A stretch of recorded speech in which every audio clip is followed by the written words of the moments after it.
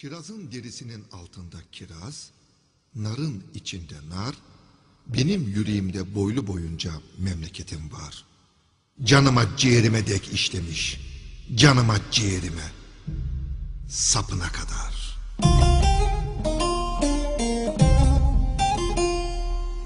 Elma dalından uzağa düşmez, ne yana gitsem nafile, memleketin hali gözümden gitmez. Bin bir yerimden bağlanmışım, bundan ötesine aklım ermez.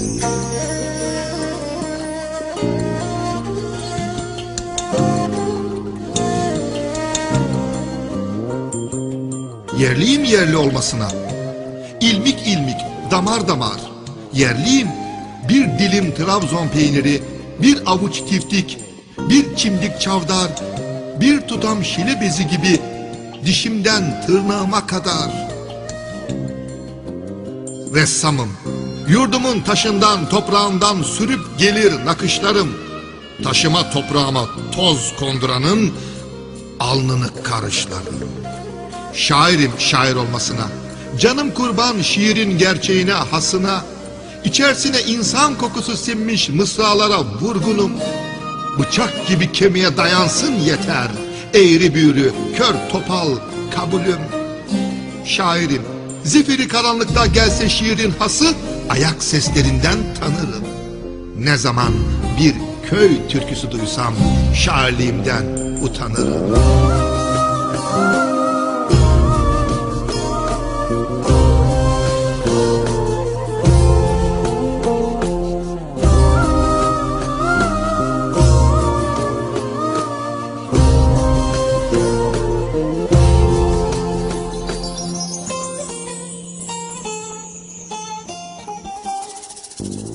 Şairim, şiirin gerçeğini köy türkülerimizde bulmuşum.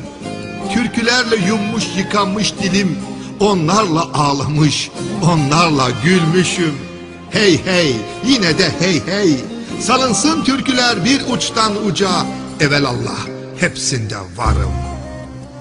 Onlar kadar sahici, onlar kadar gerçek, insancasına, erkekçesine, bana bir bardak su dercesine, bir türkü söylemeden gidersem yanarım. Ah bu türküler, türkülerimiz ana sütü gibi candan, ana sütü gibi temiz. Türkülerde tüter dağ dağ, yayla yayla, köyümüz, köylümüz, memleketimiz. Ah bu türküler, köy türküleri, dilimizin tuzu biberi, memleket ahvalini onlardan sor. Kitaplarda değil, türkülerde ara yemeni, öleni, kalanı, gidip gelmeyeni. Ben türkülerden aldım haberi.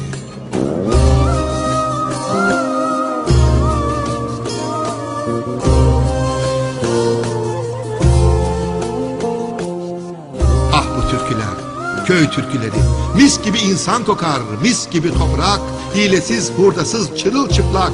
Dişisi dişi, erkeği erkek, kaşı kaş, gözü göz, yarası yara, bıçağı bıçak. Ah bu türküler, köy türküleri. Karanlık kuyularda açılmış çiçekler gibi. Kiminin reyhasından geçilmez, kimi zehir, kimi zemberek gibi.